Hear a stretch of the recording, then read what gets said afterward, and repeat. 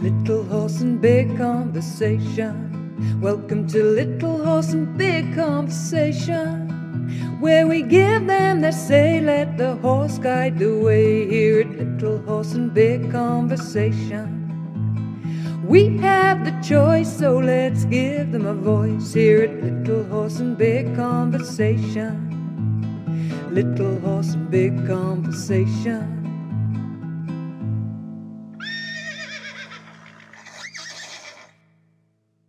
Hello and welcome back to the latest episode of the Little Horse Big Conversation podcast. We are your hosts, Ross Cooper and Amy Mitchell. And this episode, we're going to be getting a little bit more personal, and we're going to be talking about events and different things that have happened within our lives which have shaped and changed the trajectories of the way that our lives may have gone. So we have got 3 stories each that we've had a bit of a think about and are quite pivotal or standout moments for us. So potentially get the tissues ready because I don't know what's going to come out. We need some music. Do you remember, did you used to listen to Radio 1 back in the day? You're probably not old enough. Back in the day? I think it was Steve Wright. I want to say it was Steve Wright that did it, and it was a thing called Our Tune. And there was this particular music that was real kind of emotional music, and he would read out somebody's really tragic story. And it was, I think it was once a week or something. But yeah, Our Tune, and there was this particular music that was, so that's what we need, is we need some Our Tune music. Anyone who's listening that is about 10 years older than you will I've never heard of remember this. this. Yeah. It sounds like one of those really morbidly interesting things to listen to. It was in the afternoon. It was Steve Wright in the afternoon, I'm sure. And I think it was once a week.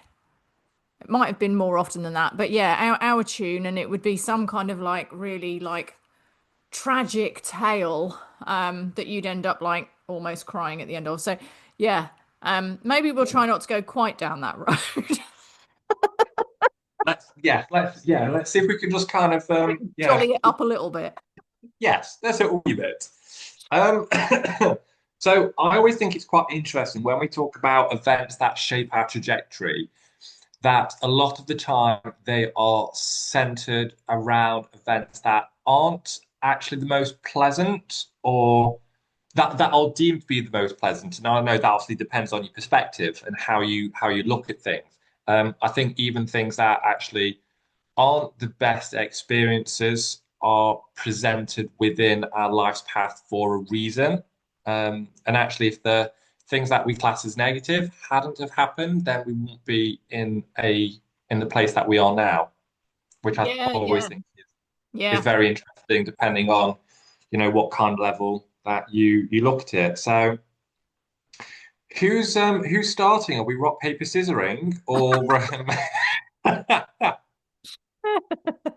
Ah, um, Well, I opened the podcast, so would you like to lead with an event which you feel is quite significant during your lifetime so far?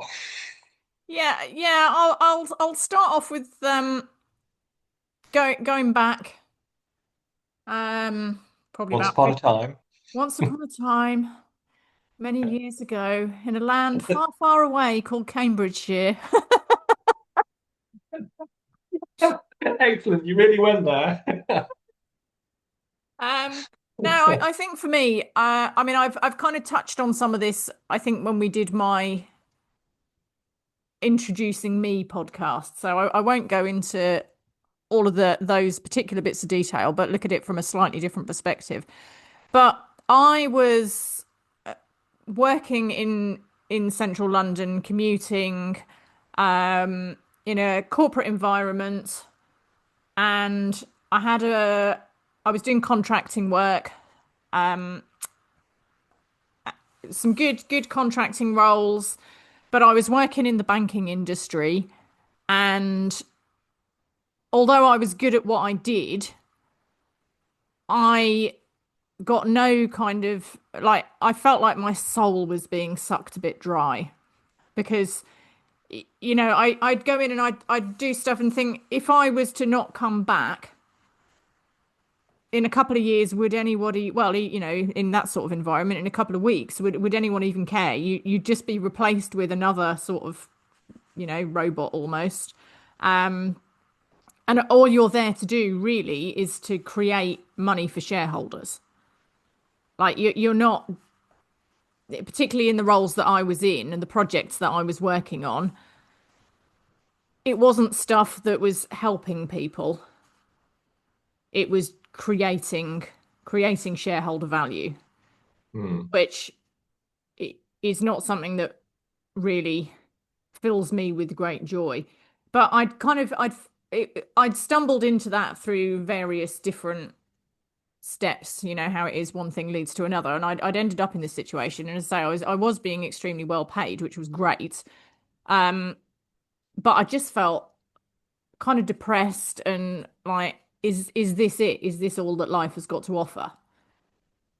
Um, and was constantly trying to find, like, looking for something else, but didn't know what I was looking for. So it was really, really hard. And then I bought my little ex racehorse, Mary, who then massively changed my life, but also really changed the way I looked at horses, and everything that I've done with horses ever since was In what because of way? her. So I mean, I had no business really. I'd not had horses for a few years, and for whatever reason decided that I particularly wanted an off the track thoroughbred because I wanted to, give the horse a nice life and, sort of had these grand ideas that I was going to be able to retrain her and all this. Really, with my level of expertise, I had no business getting a horse straight off the track. It could have gone horribly wrong, but fortunately, it didn't. But she came and she was the most awesome little horse. Like she was 15 too, proper little pocket rocket. But she taught me a lot about horses because she was not a horse that you could tell her to do something. Like it had to be her decision. And if she didn't want to do something, like you found out about it very clearly. So there was that, but she also had lots of physical issues. And I subsequently went on to realize lots of emotional issues that I would never have recognized before then in horses. And then starting to look into, okay, how can I make this better for her? And she had, very, very long story short, she was diagnosed with a fractured pedal bone. She was shod on all 4 feet when I got her. Never would have entered my head to take shoes off a horse. I thought people that had barefoot horses were like tree hugging idiots. I thought all of the things that people say about barefoot horses nowadays. That was me. I was that person. I was buying her this like mad Saracens course mix that the racing yard had recommended to me with these various other things, which I now look at it like with my new knowledge of species appropriate feeding, like freaking hell, that was totally species, but it was expensive. So it had to be good. Like I wanted her to have the best of everything. So I was happily paying any amount of money for stuff, but like it was all the wrong stuff. She had all Yeah. fancy rugs and all the things that I now look at and think, blimey, that's but because she had these various physical issues, and she had the fractured pedal bone, which then eventually ended up leading me down the path of taking her shoes off. And she had the most underrun feet. I didn't know what underrun feet were. I had no concept. But now I look at pictures of what her feet were like when I first got her, and her feet were horrendous. She was that horse that, if she lost a shoe, it was like she had a broken leg. Um, but it was only after we'd gone through the process of her being on box rest for 3 months with heart bars on to stabilize the fracture, and then her still being really footsore after that, that I was then like, okay, this can't be right. Like there has to be a better way of doing this, which ended up taking me down the path of learning about barefoot horses and suddenly then learning about keeping horses in a more species appropriate way and like feeding them appropriately. And oh my gosh, like stomach ulcers, blimey, she's got stomach ulcers, what's this, and all this stuff. Understanding about suddenly this track system thing that I'd never heard of, and like, wow, this is amazing. And she totally changed my perspective on horses and horse keeping and the way that we should be doing things. And also, I never would have gone to train to be an equine podiatrist were it not for her. So, you and I probably never would have crossed paths.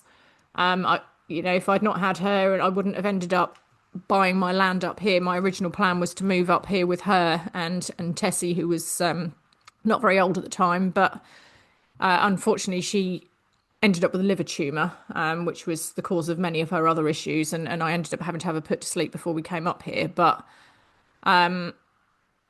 which I shall be forever sad. I wish she would have loved, like she hated being stabled, and she would have loved what I've set up here. But I feel like this is her legacy.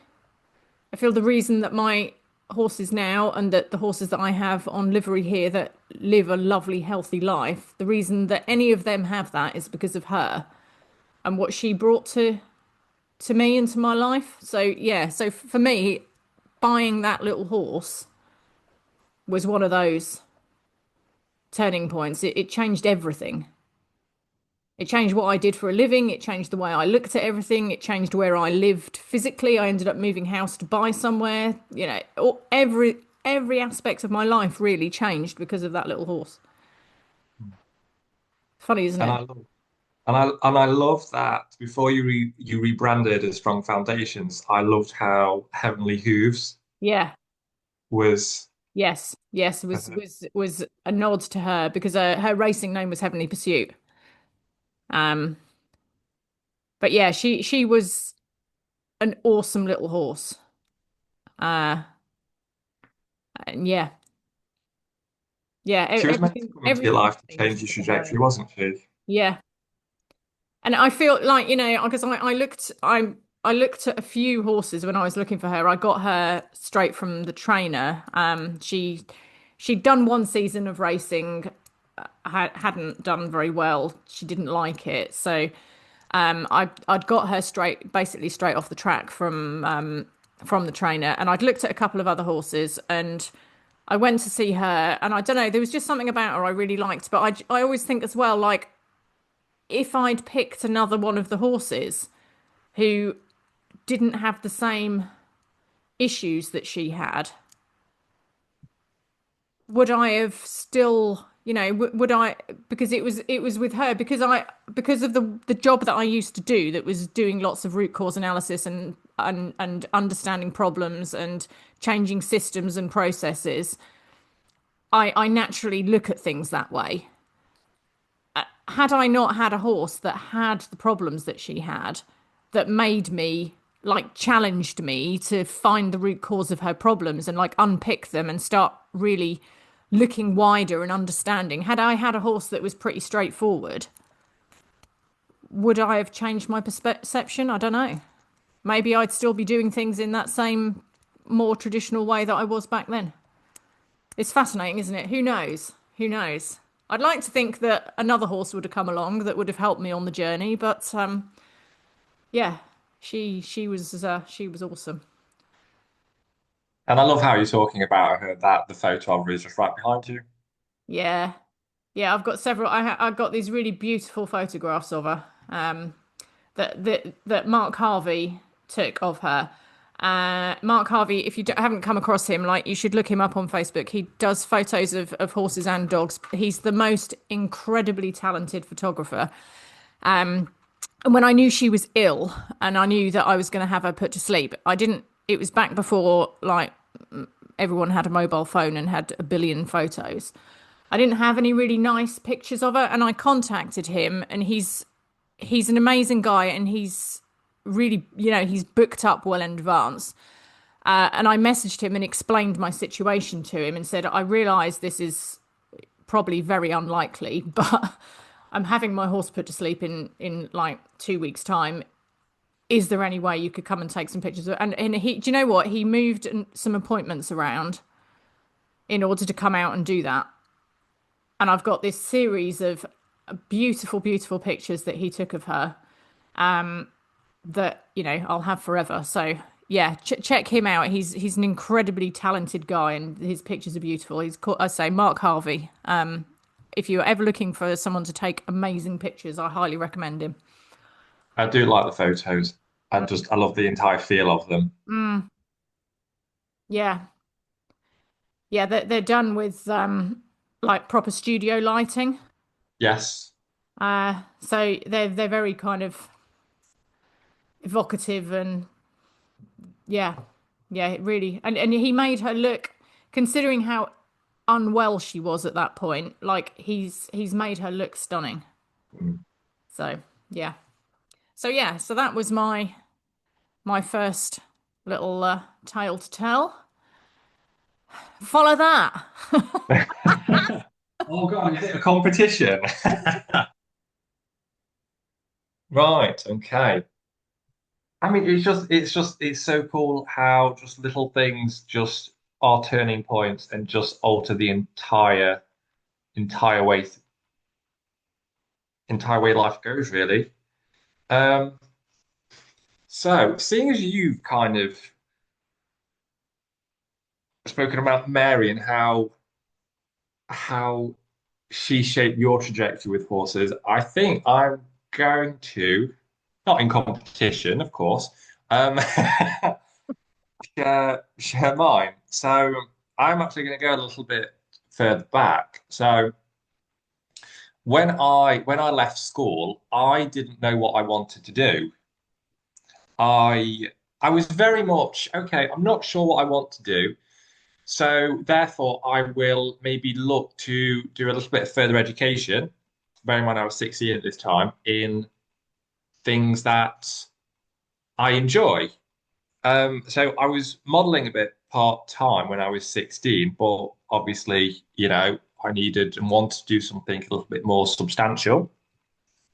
So the two things that I actually applied to do on leaving college was law, which I think a lot of people who know who I am now would really raise an eyebrow at. Um, and the other was animal management Yeah. because I've always had an affinity with animals, so it made sense to go and do something that I would enjoy. And it was really interesting because I got an interview over at Nottingham for my application for law, and I passed the interview and got accepted, but I didn't move forward with it because the guy that was interviewing me actually hit on me and really creeped me out. Wow. Wow. Yeah. Um, Bear in mind, I was how old would I be? Yeah, I was 16. I was God 16 dear me. at the time. Um, so Thank I God he was, did it in the interview and not like a few months into the course. yes. I mean, can you imagine? That's horrific. So with that experience, it was very much okay. I'm not really down for law, and the reason that I actually not here for that. Um, and the Oh, reason that I actually looked to do law anyway is because I found the depth and the detail that you go into yeah. with helping to make a change, and that's I feel where everything has led me because I've always wanted to make a difference in the world, but until maybe more recently, I've never really understood what that means or how I would show up for that. Yeah. And I think law would have been making a difference, but in a different way. And I think that would have definitely shaped me into a different person. But Yeah. because of that, I then went on to do animal management, which was, really enjoyed it, stuck with that, and passed with all the quals. But that wasn't involving equines. So how that actually shaped my involvement was the first time I actually sat on a horse was when I was 17. Yeah, And that's that was interesting. purely by chance because I was doing work experience at a rescue kennels. And before working with horses, I used to work with rescue dogs. And one of the ladies who worked there, she had a 17.3 ex steeplechase, and she was like, "Oh, you've done really well these past 3 weeks. Do you want to do you want to ride on my horse?" I'm like, "Yeah, okay." I've still got the photo. I'll have to dig it out somewhere. And I've got this horrible yellow top on because why wouldn't you? Um, I've got a pair of wellies, a borrowed a riding hat, and I've got a grey scarf, and I am shitting my pants. Um, I look like I have no idea what I'm doing because I didn't.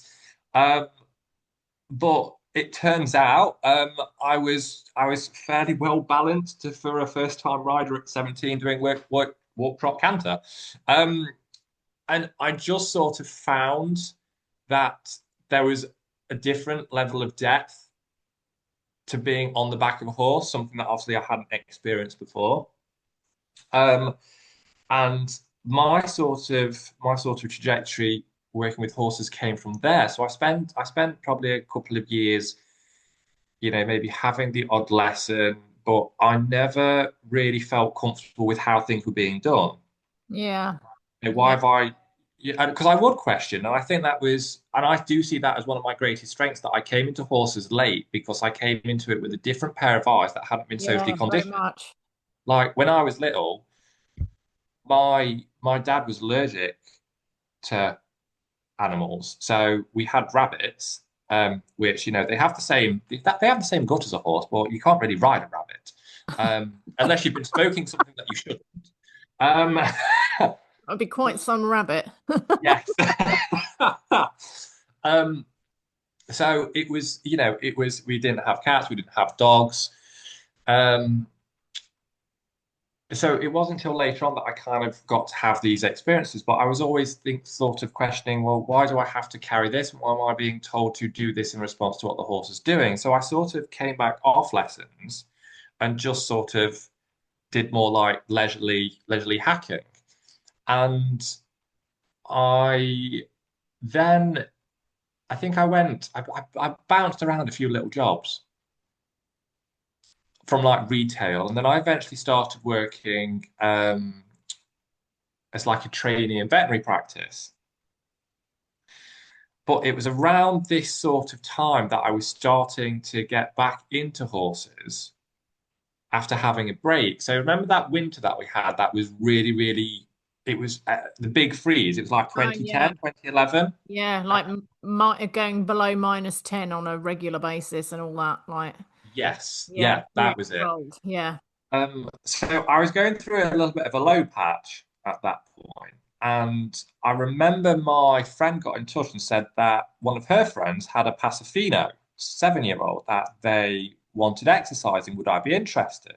And I'd been, I probably hadn't ridden for, X amount of time at this point, and I was like, yeah, okay. And I got on really well with him, and he was really sensitive, but I got on fine with him. I didn't understand, I didn't think I had anything special. I was just, getting on fine with the horse with the knowledge that I had. And then, someone would see that I'd get on quite well. Would I like to do bits with this horse? And so Yeah. I then started gaining the experience while still working with, with rescue dogs and going into veterinary practice. But I found that within the veterinary practice, I have so much respect for vets and people that work in veterinary practice. I think it's an absolutely awesome job to be able to do. But at that stage of my life, it wasn't for me. I found it so oppressive. Um, so I found that I was gravitating more towards horses than I was anything else. And my first big job, or my first main training job, was working with a ex-breeding herd of American quarter horses, which was when I started to then find a completely different way of working, which was more horsemanship based, which was more behavioral based. And that was sort of my foothold into the Western community in that sense. And there was one horse, and I still keep tabs on her today, and her name was Barbie. Oh, She was at that point, she was 8 year old and she was a Palomino quarter horse. And I remember that no one could catch her and she was classed as a problem. yeah, Um, she'd only she'd only been used as a brood mare. I think she'd apparently been started really early on in her life, but none of that had stuck. And I had a massive soft spot for her, and I was able to catch her really easily. And she was one of those horses, and she's actually, it's funny how, because I didn't actually mean to talk about her going into so much detail from, leaving school. But as you spoke about Mary, and there's a photo of Mary behind you, yeah. Barbie. So I did eventually rehome her from the training place to a friend of mine down south. So I do still keep tabs on her. My Oh, Roscoe Horsemanship logo is her outline. ah, really? She meant so much to me, and whatever I've done with horses, I've wanted, what sort of guided me through is wanting to give them back tenfold what they gave me. Yeah, yeah, And she was probably one of my first examples of what someone may class as a problem horse, but actually she isn't the problem. yeah, yeah, absolutely. And just those, I mean, I know there's quite a few little turning points and things that have shaped trajectory there in a multitude of little different ways. But But it's the thing, isn't it? If you'd not had that horrible experience with that guy, like, you would have not ended up in the place where you got to sit on that first horse, and then none of the other things would have followed. It's all those little stepping stones and like choices and pathways that we all have. yeah, Um, yeah, I think it's yeah, really cool. it is. It Yeah. is. It's So, funny you say about that horrible creepy guy. It's reminded me actually. I once went for a job interview,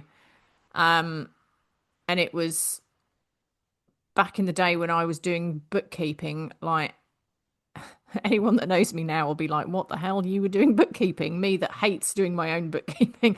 And I'd gone for an interview at this particular place, and the guy, it was in an industrial estate, and I just remember being in his office and it was in the evening and there was nobody else around. Like everyone else had gone home. And I remember feeling really uncomfortable and like unsafe and leaving and just like being so glad to get out of there. And then the agency contacted me and offered me the job. And I was like, absolutely no way. And they came back and offered me more money. And I was like, no, there's no way I'm taking it. And I'm going to tell you why. did you tell them? I did. I told the agency why. Well done, you. How did they I respond don't to that I don't think anything ever came of it because it was back, back then? that was yeah, I mean I was probably I was probably about 20 years old then, so quite a lot of years ago. Um, and I think hopefully I'd like to think that the climate has changed a bit now, but yeah, it was yeah. So yes, I know. Oh, I'd totally forgotten that until you told that story. I'm sure many of us have those kind of a story somewhere. Yes, I do. I do remember. So I think the last time I did any kind of photo shoot model wise was 2018. Yeah. And I enjoyed doing it. but I think I just maybe grew out of it because it just felt quite superficial. Yeah. But Yeah. sticking along this theme, so I started doing vintage clothing, and then I moved into doing underwear Right. and more fitness type stuff. Yeah. So I think that unfortunately can attract a certain type of person with a certain interest. Yeah. And there had been multiple occasions that I'd started to experience where there'd be more um, more suggested, Mm. Mm. um, where I'm like, Yeah. no, this is really creeping me out. So I would always say underwear is my limit, but I would get pushed into doing not pushed into doing, sorry, that I would get pushed into I can't think of the phrasing. People would try and push me into Yeah. doing nude. Really. Yeah. So I can re when you hear all these stories about, especially females, girls that Yeah. get manipulated and then have all this pressure, it happens to men too. I'm sure. Yeah. Um, and It's it that kind of really, environment, isn't it? It's just, yeah, unfortunately, it's going to attract. Yeah. Ugh. yeah. Yeah. So Let's not it, dwell on that anymore. That's no. Sorry, that took we're a little going bit down of the a we're turn. definitely going down the needing the hour tune music for that one. Yeah. Right. Yes. So, right. I think back to you. Oh, okay. Um, so I'm going to keep it again on a horse related um theme, like things that have affected my direction choices, and this one is much more recent. And again, I'm sure I've alluded to this in various different ways across other podcasts because it has been so sort of influential.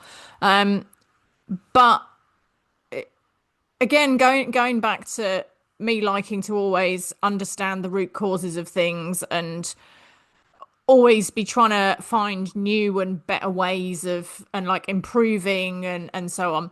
I I'd started following this American hoof trimmer bloke, this David Landreville fella, I hope he listens to that.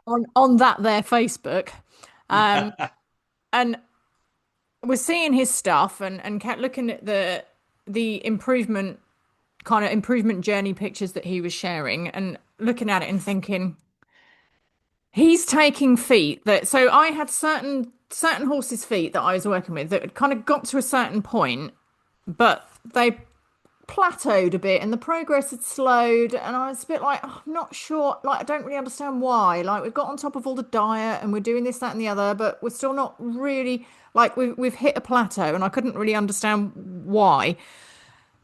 And then I was started seeing his stuff and was like, yeah, this fella's definitely got something. Like he's got feet that are in that situation that I am at, but he's still getting the improvements. So there's definitely like he's got something going on here. I need to learn about this. Um, but and this is a good lesson in not judging books by their cover and so on. But I'm like, oh, like he's an American cowboy looking fella. Like I bet he's this is awful. This shows how awful and judgmental I am.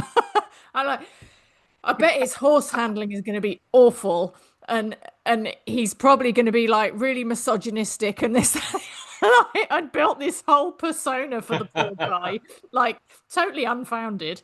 Um, but I still really want to know what he's doing. Like that trimming stuff that he's doing, there's something really cool in that, and I don't want to learn it from trying to pick things up off the internet. Like I want to hear it from the man's mouth. So I had a look when he announced his clinic schedule and he had I think he had something in Ireland, but I thought, you know what, if I'm going to go to the effort of traveling, I might as well go somewhere with some nice weather at the same time. So I think it was in about the February time I went over to Los Angeles to his Los Angeles clinic.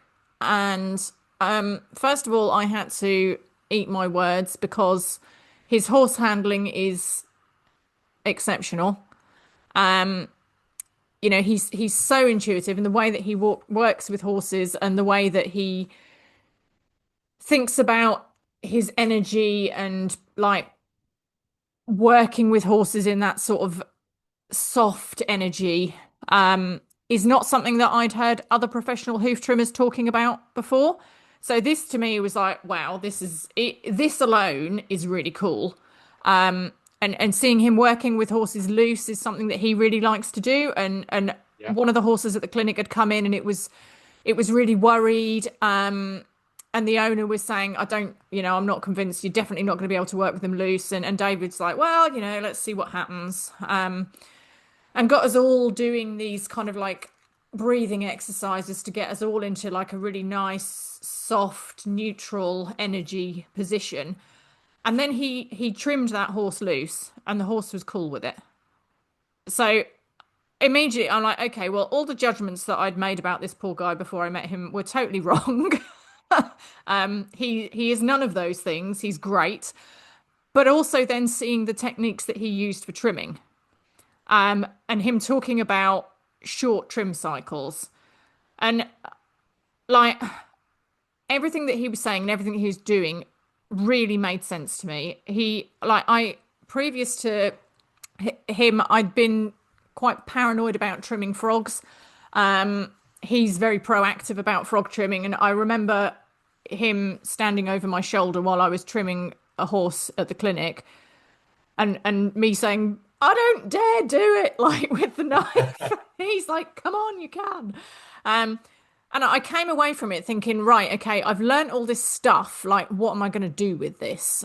It would be a shame to have taken this on and not do something with it. So I came back and I selected 10 of my clients with horses that had different feet at different stages in different setups, and basically said to them, okay, would you be willing to go on a little journey with me?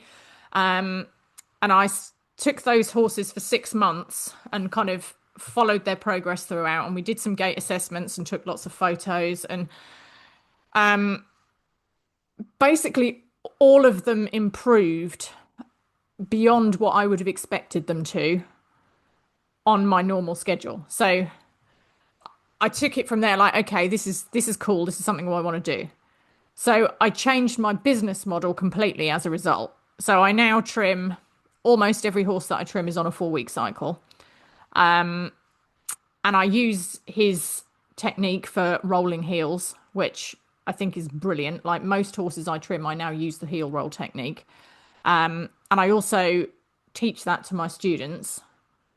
And I think it's improved me as a trimmer, no end, but it's also totally changed the way that I run my business. So it's interesting, having gone from what's this like cowboy fella up to with this trimming stuff, through to, yeah, this is really cool. And of course, he came over for a clinic last year, and hoping he's going to be coming back for a clinic again next year. And yeah, it's fascinating. Fascinating. If I hadn't have been to that clinic, I'd still be doing 6-week cycles and still be hitting those roadblocks with some of those horses' feet. Yeah. And how do you feel the 4-week cycle has changed that for you since introducing that? Like, You know what are you what? seeing? I think it's like, and the thing is, like, it's the same as back when I first had Mary and she was shod, and it's like, okay, you get the horse shod every 6 weeks. That's just what you do. Didn't question it. And I guess I'd not thought hard enough about why do we trim horses on a 6-week schedule? Why is that? And I think the reason that we trim horses on a 6-week schedule is because that's what shoeing schedule is.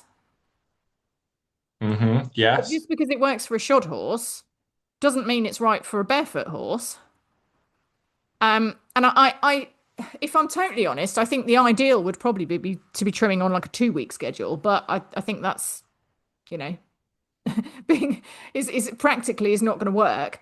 Yeah. But I definitely think the 4-week schedule makes a big difference, because if you think about it, particularly over the summer months when feet are growing quicker, if you almost every horse will develop a degree of imbalance.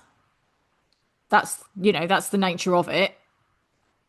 As the foot gets longer, that imbalance is causing more and more of a compensation up the limb, Yes. which is then causing compensations throughout the body. Yes. Um, and you're having to make bigger adjustments every time you trim. I think the benefit that you get of the trim lasts a certain amount of time, and then as the foot's growing out, you lose the benefit of the trim. So you're kind of chasing your tail a bit. Mm. Whereas if you're trimming frequently, much more frequently, the foot doesn't get that imbalanced, and you can keep the shape and you can keep the balance that you want. You can keep the horse loading the horse in the right, like loading the foot in the right parts of the foot more consistently. Yeah. I feel Makes total sense. it's one of those things like once you've seen it, you're like, wow, that's massive. Yes. And you probably remember when I came back from that clinic, I'm like, oh my God, this stuff is amazing. Like, why haven't I been doing these things before? And yeah, I think I remember your voice note. It was like, yeah, yeah, yeah, yeah, yeah. So yeah, that for me was on a professional level, that was a big like direction change for me. yeah. How has it changed your perspective as well? Because I know I noticed since you had been to David's clinic, you look at the trimming with a different lens. Yeah, I think that's another key part that I forgot to mention is the kind of taking the horse's feedback on the trim into account. So sometimes you'll have a horse that isn't keen to pick its foot up. If you can do something quickly with the trim, before you put the foot back down that first time, that immediately makes that foot feel better. You can kind of see the horse's facial expression soften. And you can see them Mm. loading into the foot and feeling it and kind of being like, oh, okay, yeah, that feels different. And then you ask them for the foot again, and they're like, yeah, I kind of like what you did there, so I'm going to let you have my foot back. Um, Sometimes it goes the other way. Sometimes you do something and the horse is like, yeah, I'm not so keen on that. But it's like once you start taking that feedback into account, like that's huge. Mm. I see it as almost like body work for feet. Yes, which why not? Because you're communicating with the body, Yeah. regardless whether it's hoof or soft tissue. I mean, within the foot, there is the amount of nerve endings within the foot, like Mm. proprioception for pain, for pressure. There is so much. It's such a sensory organ Yeah. that the smallest adjustments that we make. So, like, I remember seeing David some of the stuff that he was doing, and I'm thinking, well, that's such a tiny adjustment that can't possibly make a difference.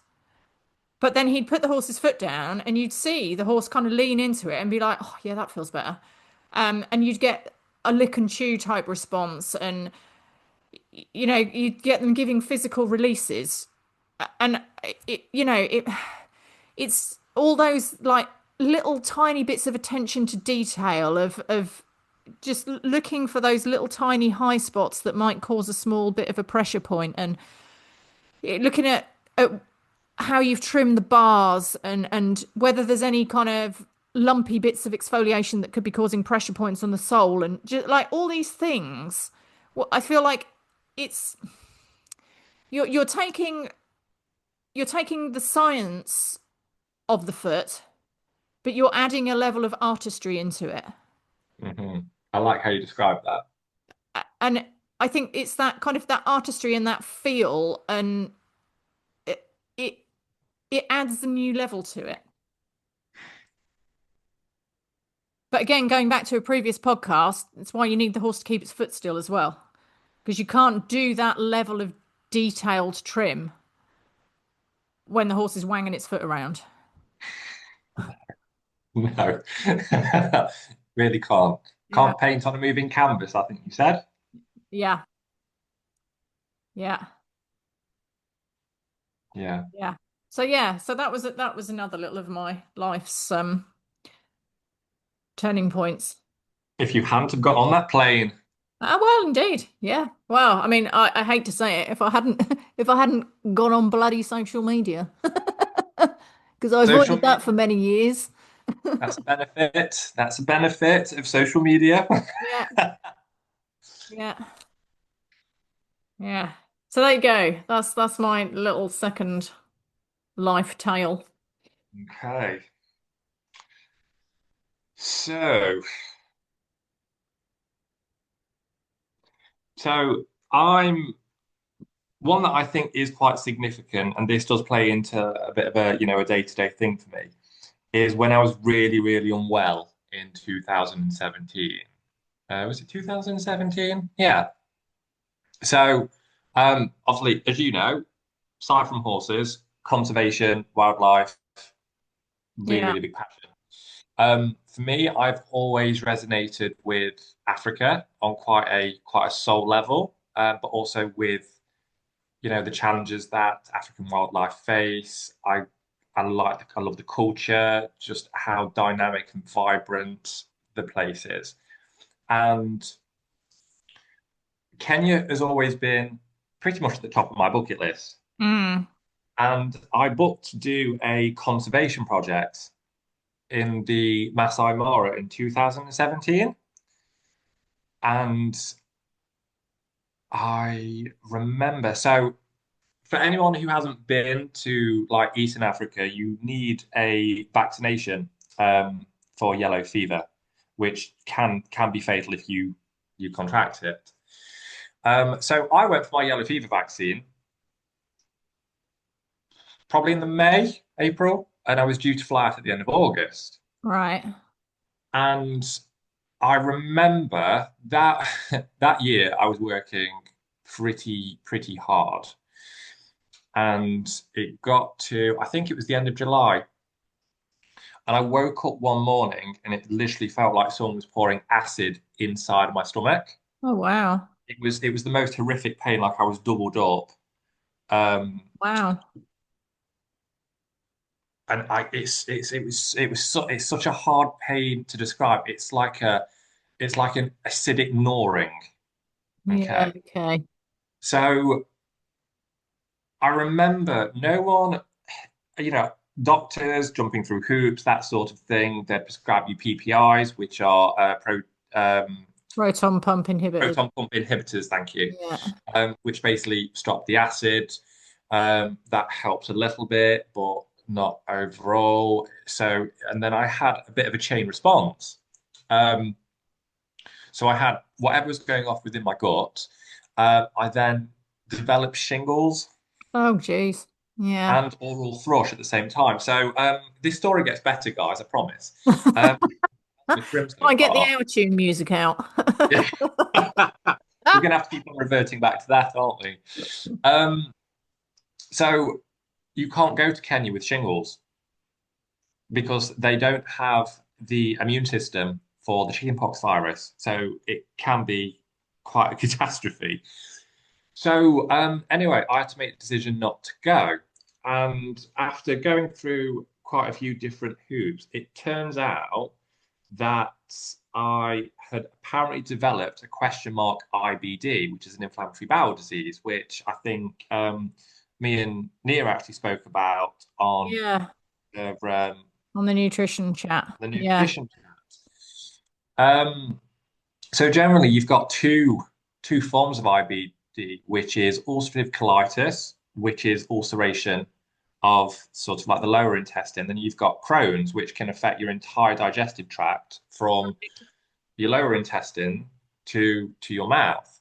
I'm a question mark, obviously. I never fit into any kind of box, so there wasn't Of course really a, not. of course. So that actually scuppered me going to Kenya that year. And I tried to go the following year. But because I was on and off some medication to try and kind of get whatever was going on in my stomach under control, um, the pharmacy actually messed up my prescription. So I had everything booked and I couldn't go. because I couldn't take the risk of being ill over there. No.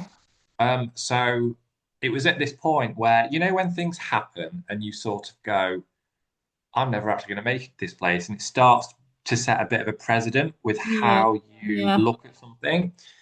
I gave it a week and then I booked a last minute trip and went. Oh, amazing. And it was my first solo trip that I've ever done on my own. Oh, wow. That's quite the adventure then. Yes. And I found it such an amazing experience because, a lot of the time we see these places on TV and Yeah. it's a place on TV. We're never going to get there. The world is so big. But actually, you know, getting on a plane and going somewhere that you think is maybe so far out of reach, it changes your whole perspective. And especially because you're going somewhere which is, I never really go places with expectations, but it exceeded my expectations in a way that I didn't expect to feel, if that made sense. Um, and it was obviously my first experience solo traveling, which I think for a lot of people is quite scary. But for me, what it did was open up a whole new world of independence that you're not reliant on another person to go and do these things because that offers a level of restriction. Yeah. Obviously, it'd have been great to experience it with someone else, but I wasn't going to let Yeah. that point, Yeah. um, anchor my growth in that sense. So what I then found out a few years later was that I have a bit of a genetic disposition through my family for, tummy issues or Right. stomach sensitivity, let's say. But it turns out it's actually listed on the World Health Organization website that the yellow fever vaccine can catalyst underlying conditions which are to do with the gastrointestinal tract, Oh, really? ED. And I actually wasn't made aware of this Yeah. when I went for the vaccine. Interesting. And Tash, my other half, she's a nurse, and she used to uh, one of her areas used to be working within like the travel vaccination.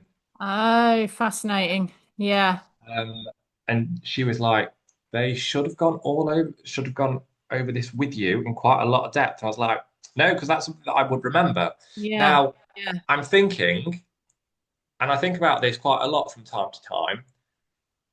If I'd have been made aware, would I have still had it? Would I have still had the vaccine? Yeah. Yeah. Good question. I would have done Yeah. because while while being aware of my stomach is something that I have to do on a day-to-day basis or a week-to-week basis, Yeah. what it has opened my world up to is the fact that we need to be so aware of our gut microbiome, Yeah.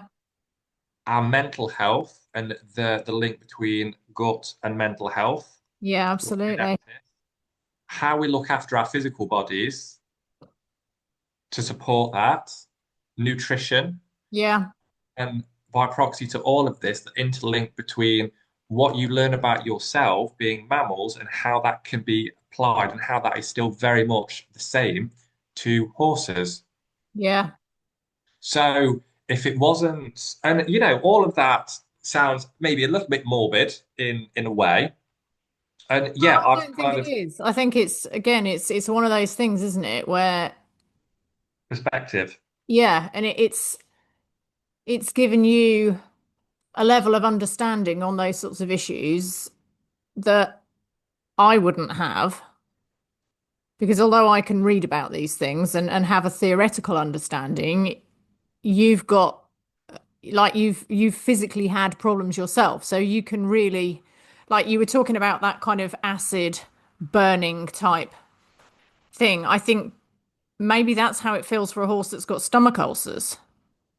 And And it's stomach ulcers are so prevalent that I think we almost get a little bit blasé about it because if it's not something that you physically can understand the pain, whereas you can be really empathetic about that because you know what that kind of pain feels like. and I know and I've done the research about how the majority of your oh blimey, the word's going to escape me now. Um, the majority of like neurotransmitters are created within the gut. Yeah. And that's been relatively new research. Yeah. But I can very much now tell between the distinction if my stomach is maybe if I've got some gastritis, which is just inflammation of your stomach lining, but that affects my acid production Yeah. quite naturally, or whether there's some inflammation in my intestines, so to speak. Yeah. And if I know that it's my stomach over my intestine because if I eat it pacifies it, which Yeah. is what Interesting. happens with horses. So it's quite cool. And going back to I'm probably being a bit a bit superficial. Going it sounds quite morbid. Like these experiences, I don't see as good or bad. I see them as experiences that I've had, which has shaped where I am. Yeah, absolutely.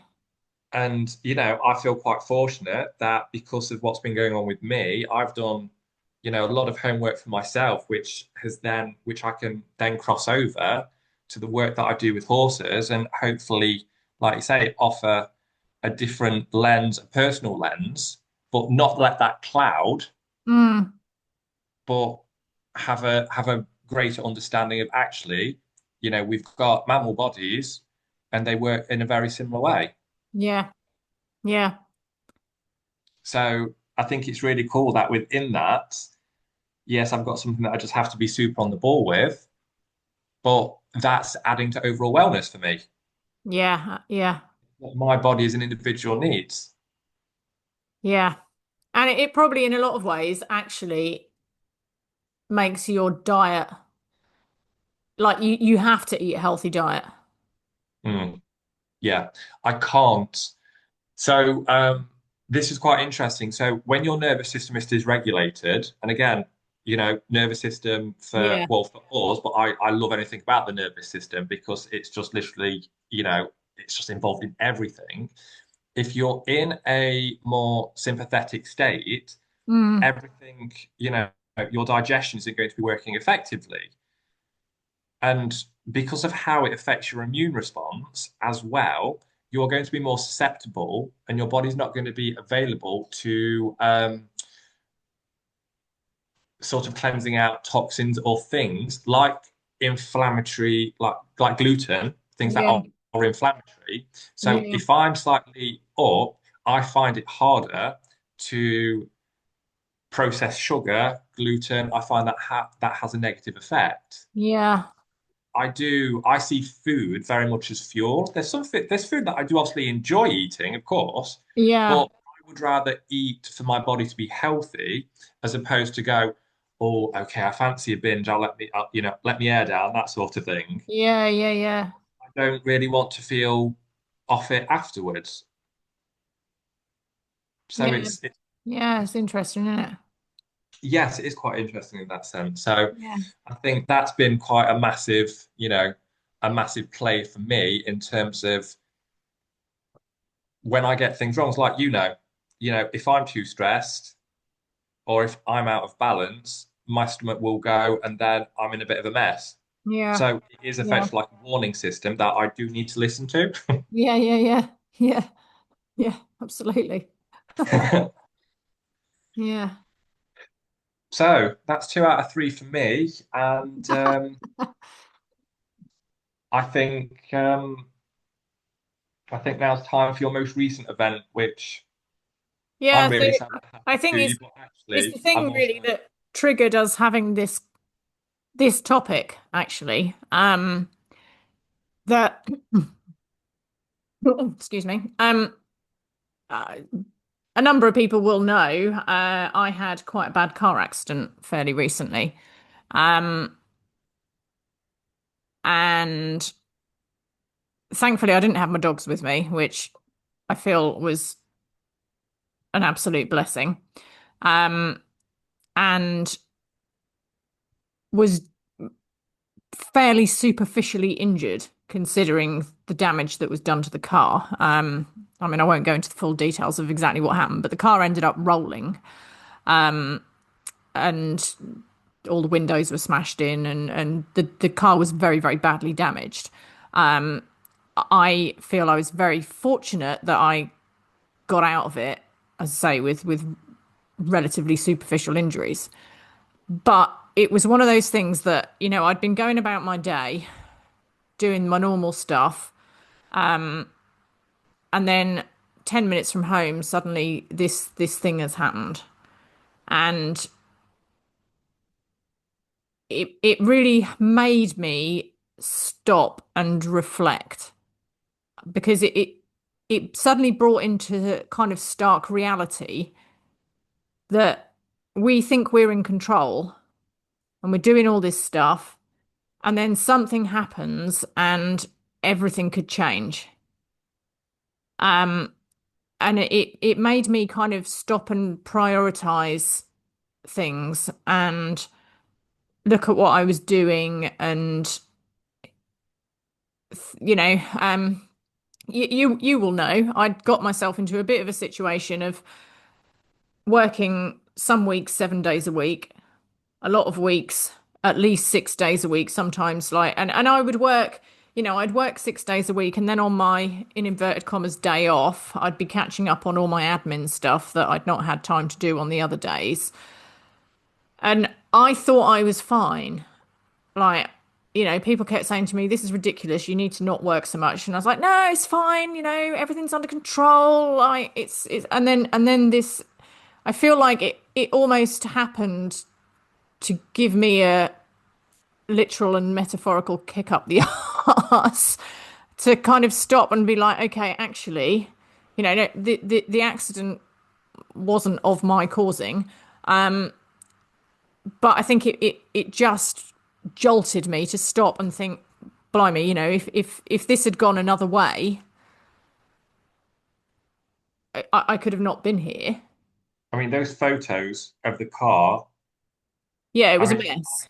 when you sent me the photos of the car and actually messaged me saying I've been in an accident, I actually felt quite upset Yeah, yeah. because thank God you did, but you shouldn't have walked away from that. No, no, no. I mean, yeah, it was a shocking event for me. Um, but as a result, it's kind of changed my perspective on things. So I've made a conscious effort to actually reduce my workload, um, which I'm already, it was what, 4 weeks ago that I had the accident now. I'm already hugely feeling the benefit of it. Like I said to you, like I had 2 days off this week. Like, what is going on? 2 actual days off. One of them I didn't do any work on at all. Didn't even do Woo! any admin. Like, what is that all about? Um, It's unheard of.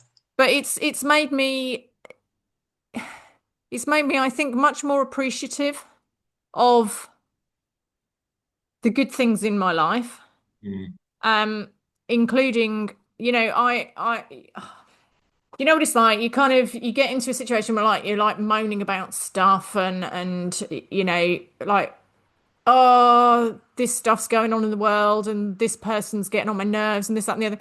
And I would always quite, without really thinking about it, say, oh, I don't like people very much and this, that, and the other. But actually, that's not true. Like, I'm very lucky to have really good people in my life.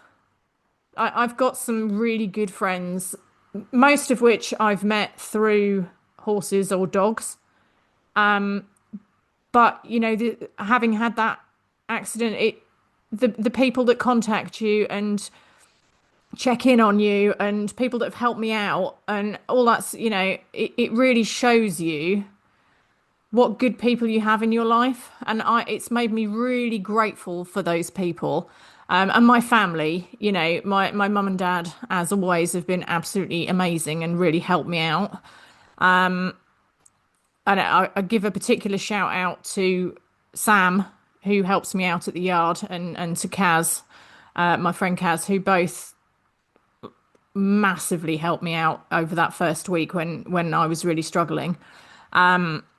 It just, I think it's just given me a less intense kind of perspective. I think I feel like I don't have to do everything. Like this kind of situation that I'd got myself into where I was like, right, I've got to do this and I've got to do that and everything's got to be perfect and I can't drop that because then I'll be letting someone down. This It's like actually that's not what life's about. Hmm. You know, it's about doing things that make you feel good and spending time with people that are good people that you share values with and getting the positive things out of life. And I think it's just made me think actually that's what that's what I need to do. And I think I'm gonna find it where I've previously really struggled to let go of things. Um, I now feel I can look at things differently and think actually, for whatever reason, that's not serving a purpose in my life. So that's fine. I can just let that go and step away from it, and it's not a problem. So yeah, Surrendering. it's really changed. It's changed my perspective on a lot of things, I think. Hmm. Yeah, I mean, today's probably been the first day, while seeing you with the students the other week, I Yeah. think today's been the first day that we've properly caught up. And, Yeah. with anything like that, you need to give yourself the time and the grace to process what's happened on multiple levels. And I think Mm. you have actually, which I'm very proud that you have done that, you have given yourself that time without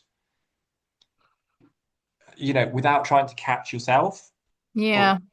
changes that I can see in you now from before, you do feel like you're just starting to really settle into this new way of doing things. Yeah. Yeah. Yeah, I think so. I mean, there's I've lost a lot of my confidence with driving. And there are certain things that, like seeing cars come towards me on a narrow road, I get like an anxiety spike. And I guess that's inevitable, isn't it? That's the sort of thing that's going to happen. But um, I, mad as it sounds, I am overall now taking it as a positive experience. Like it was a horrible thing to happen. It was a horrible experience, but I think it's triggered a load of positive changes. Yeah. And it's just like we said at the start, I think it's the situations. There's certain situations that, as awful as they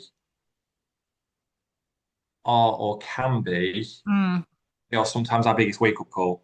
Yeah, yeah, 100%. That's For exactly whatever what it is. reason.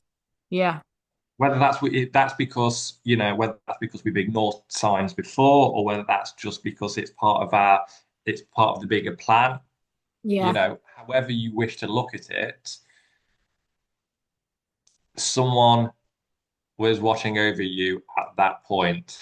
yeah, yeah, yeah, Because you always, I mean, I remember when you sent that message, you always take your dogs anywhere. And for you to go, yeah, I've got a feeling I should leave them at home. yeah, No, come on, like let's not yeah. call bullshit No, on the that's fact really that weird. something else was helping you out there. Oh, totally, totally. Yeah, because I would not have been able to forgive myself if something had happened to my dogs. Yeah. Um, But but yeah. shout out to the cages. Shout out for Oh, yeah, making yeah, those yeah. cages. Trans canine dog crates. I mean, considering the mess the rest of the vehicle was in, the dog crates held up remarkably well. Count my blessings that there was no dogs inside them, but had they been, I mean, the crates, the car rolling wouldn't have done them any favors, but they wouldn't have been crushed. So yeah, massive shout out to Trans Canine. Definitely. Yeah, Definitely. yeah. But no, I say, and I've still got some physical pain, but it's getting better every day, and I'm back working full time, but not 7 days a week. Um, and yeah, so those are things that are all just gonna, kind of come together as time goes on. But overall, I'm taking it as a positive thing. It most definitely Yeah. has resulted in positive changes. And I wonder, like, if it hadn't happened, something would have happened at some point because you know, I was like, I'd have hit a wall at some point. Yeah. And I think that it's that happened out of the blue. And it was one of those things I don't attribute any blame. It was one of those like accidents happen. It was an accident. Mm. But if it hadn't happened, like how long would I have ended up in some kind of like physical crisis, or would I have had a mental breakdown, or like what would have happened? You've just What would have the end of the road been? you've just beat me. When you were saying that, I was thinking, what's happened has happened to to the car externally with minimal Yeah, damage to you. yeah, A next wake-up call would be your body going, can't handle yeah, red light, red light, yeah, red light. yeah. And I don't listen to those things. No. And, I think I'm not going to divert onto my topic because that's going to be um, it's not my time for that one yet. But I think we do need to get better at Yeah, that because we need to embody what we say. yeah. Well, maybe this is a good time to, I don't have any more really to say about that. So maybe this is a Well, good time to segue nicely into your final topic. Well shimmied over, Mitchell. Well shimmied over. Like a ninja. um, Skills with a Z. Right. okay, then. So back to me. I'll start by saying what I think is really cool about this episode is that we've both started with events that have happened in our past, which we feel have had quite an interesting change in the way that our lives have panned out. But it's brought us back to things that are happening in the present. So obviously, with the accident with the car for you, that brings us back to the present day. And obviously, what I'm about to talk about is still ongoing and pretty relevant. So I'll apologise now if things do overlap. It's still something that I'm working through, and obviously there'll be, I'll muse off into space as we talk along. But effectively, back in March, I lost my granddad, and as some of you will already know, I went to Colorado at the end of May I was gone for about 10 days, and it was quite interesting actually. Before I went, I was saying to Tash, I've just got a really bad feeling that something's going to happen before I go. And Tash was like, don't start, get out your head, get out your head. But at this point in my life, I can very much feel and sense the difference between my internal dialogue and something that is being information that is coming from elsewhere. So got back on, I think it was the 31st or 31st of May, 1st of June.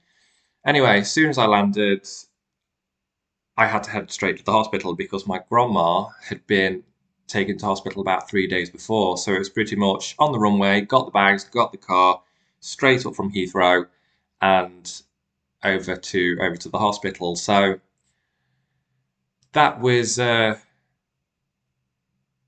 effect. So she was taken in. So she's had a heart failure for multiple years, and we've known about that, of course, because it's been managed. Now, for anyone that doesn't know what heart failure is, it just effectively means that the heart isn't working as effectively as it should. It doesn't necessarily mean that something is imminent. It just means it isn't pumping like it used to, and obviously to varying degrees and valves. But the reason she was actually admitted was something to do with her sodium levels, if I recall correctly. And things fluctuated quite a lot for the next 2 weeks, but effectively 3 weeks later, she was given an end of life diagnosis due to multiple organ failure, with a prognosis of about 3 to 4 months. And most recently, my gran, who is the wife of my granddad who died back in March, she was actually admitted to hospital about, I think it was 4 or 5 weeks ago, and that was due to stomach pains, but she had necrosis of the bowel, which was like, how did that happen? It turns out, obviously, when they were operating on her, they took biopsies and she was called in to see a specialist regarding these biopsies about 3 weeks later, and she was told that she's got lymphoma, and they had her in for a scan, pretty sharpish, and she lit up like a Christmas tree. So the lymphoma had spread to her bowel, her thyroid, her bones, lungs. So at that point, she was also given a life expectancy of about 2 to 3 weeks. So the two are working in tandem pretty much at the moment. Yeah, that's harsh. Um, so this year's just been really peculiar. It's Um, a lot. in so many ways, and I think in May I was feeling so stretched mentally. As Mm. you know, I think you got a call or you got a message from me when I was at Heathrow, Yeah, because I was just feeling so overwhelmed with yeah, everything at that point. But going to Colorado was one of the best things physically and spiritually I think I could have done at that point. yeah, There was absolutely. nothing like mountain time for a reset. I went over to do some work with Mark Rashid and Chrissy McDonald, and that was a fantastic time. And that gave me that gave me a few missing pieces to the jigsaw Mm, that helped me bridge together where I'm heading forward in my own journey. And I'll be really, I'll be forever grateful to those two um, for, helping me out with that. But I came back on that plane feeling really good about everything. And I felt yeah. like things were really aligning. And a friend of mine was actually I think she was in Wyoming or Montana at the time. And she's quite a spiritual person. And we both felt, even though that we were in different states, but on the trajectory of the Rockies, that there was quite a significant shift for both of us Interesting. being in different places because I felt quite an energetic shift. And this year, regardless whether you are open to the energies of the world or not, 2025 has been such a time for shifting in consciousness, about change, about cleansing. And how this year seems to have gone for me in the sense is that it's been very polarizing. Yeah, Like so many things are working in the direction which are falling into alignment in a really positive way, but they are coming not as a result, but they are coming in tandem with heavy feelings of grief, of loss, of growth as yeah, well. yeah. Just over the past few months. So both my grandparents at the time of recording now are still with us. But for my grandma, especially, who got the diagnosis in June, that has been a day to day, a week to week, Mm, what's going to happen. And it's really amazed me how your body, how your body adapts to those changes. Not in a positive way, not in a negative way, just in the way that it feels like it needs, because you are effectively a lot of the time on on upregulated high alert because you don't know what's going to be happening next. You're going through, okay, we're losing it one day to actually 3 days later, things picking up. And it's been yeah, like that for the past where are we now? We are October, aren't we? yeah, So it's been like that for the past 4 months. But what all of this, I mean, I think I've probably shared this with you. So I got quite a strong feeling about how my grandma was going to pass. Well, I got yeah. shown how she was going to pass around the time that she was given the diagnosis. And I spoke to one of my friends about this, and they said if you're shown something like that, which they said they've never experienced, it's usually because you are being shown so you can effectively support them with the process, or because you are playing a role in helping that transition. Yeah. And Okay. again, some people might listen to this and think it's a bit woo. Some might be, sort of very, very open to what I'm saying. But I very much know the difference between my own thought process and actually what might be coming through from a different frequency. Yeah. So, but everything that the past 4 months have sort of prompted for me is very much that we waste so much time Mm, in our own heads thinking about things that don't actually matter. And I don't mean that in a way that is belittling how anyone feels. I mean, we've spoken previously about imposter syndrome yeah. um, on some of the pods. And sometimes I might sit there and go, okay, well, I'm obviously, I'm not very good at my job, da da da da da. That space that my head takes up worrying about something that actually has Yeah. got no conclusive factual evidence to base itself on, but is just a cycle in my mind because of negative core beliefs that I have and that I continue to work through. I've not been able to think about that because I've been focusing so much on this, but also shifting my perspective to think about all the things that I can be thankful for in my life. Yeah. Yeah. I think that's the thing, isn't it? That gratitude thing. Because there's always a contrast, you Yeah. know, there's so much of this going off. And I just actually want to say now, thank you very much to all the clients and all the people that I work with who have been bearing with me during the past couple of months because, I've got really high professional standards of how I like to do things. But when you have a lot going off like this, it is not just I've dropped the ball because I've forgotten to do something. It's literally No, because your mental capacity is so stretched. absolutely. And I feel that I'm doing a pretty bloody good job at showing up as I like to with the capacity that I have on that day. And Yeah. that is definitely mirrored by the horses. And this is an interesting thing as well. We talk very much about the energy that we bring to the table for our horses and how they will very much vibe off that. As long as I've been aware of the energy, because I don't squash it, I own it, but it's not brought Yeah. to the table, Yeah. I found that the horses have still been very much receptive and responsive even though I've had this going off, which has been just a really, really insightful, interesting thing to observe. It's funny you say that actually, because on a similar note, um,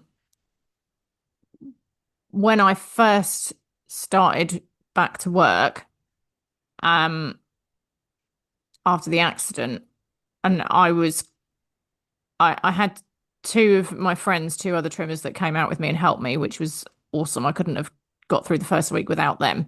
Um, but I think a number of the horses that sometimes can be more tricky to trim actually were able to pick up on the fact that I wasn't right. And I felt like some of them gave me a bit more leeway.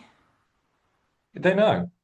And one of my dogs as well, Dakota, my soon to be search and rescue dog, he he was very clingy in the house with me because he obviously knew things weren't right. And I'd planned to take him out to training about a week and a half after the accident so that he could go out and do something with his brain. But I was quite worried about it because the man trailing stuff that we do, basically, he has a harness on and a long line, and I'm behind him, and he's following a scent trail. And he normally does that at like 200 miles an hour. And I am like dragged along behind him at speed. And that's how we that's how we are as a trailing team. But that first day when I took him out, and I was really worried that he was going to re-whiplash my whiplash. He was really steady. And like it was like he kind of kept stopping and looking around like, "You right there?"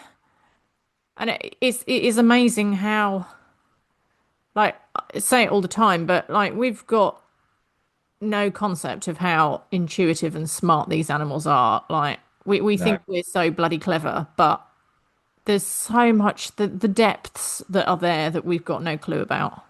We just scratch the surface, and we know that we know that they know Yeah, how we're feeling, yeah. but Better than we do half the time. yes, yes, massively. And I just thought it was just quite an interesting observation because we know that they will, like we've just said, we know they'll adapt and we'll see changes in how we're feeling. But what has just been so interesting for me is that because I'm so aware of the energy that I want to bring to the table, that they have just it's been accepted, but maybe that's because I'm bringing awareness to it and I'm not squashing it, Yeah. therefore having a spiral of negative emotion, which is affecting work. I'm going, okay, embody it. Let's not bring it to the table with you. So that's been quite an interesting observation. But you know, I don't know what the next couple of months are going to be like. I can imagine they're going to be pretty tough as well Mm, as things, deteriorate and progress. But I think as hard as it is, it does make you reevaluate, like you say, a lot of things. You yeah. know, Yeah. enjoyment. Where's your thought process going? You know, what to practice gratitude for. There's so many things in life that even though we can go through the most testing and trialing of times, the sun is still going to come up. There's always going to be a sunrise or a sunset, which is worth spending a few minutes looking at. There's Yeah. always going to be a friend which is going to be there to support you. There's And I always going feel to be like however hard times are, I feel I mean, obviously, in the midst of bereavement, it's very, that's very different, Mm, and that's very difficult, and everybody struggles with that in their own ways.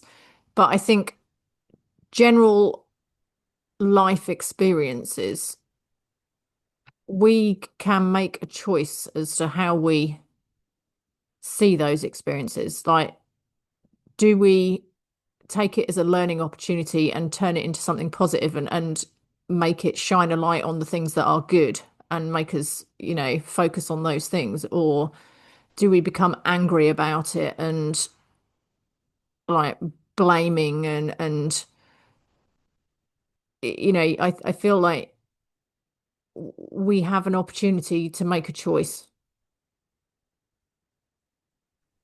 yes, and I think we very much have that former Mm, of going, okay, we do have a choice. Let's pick yeah, option A.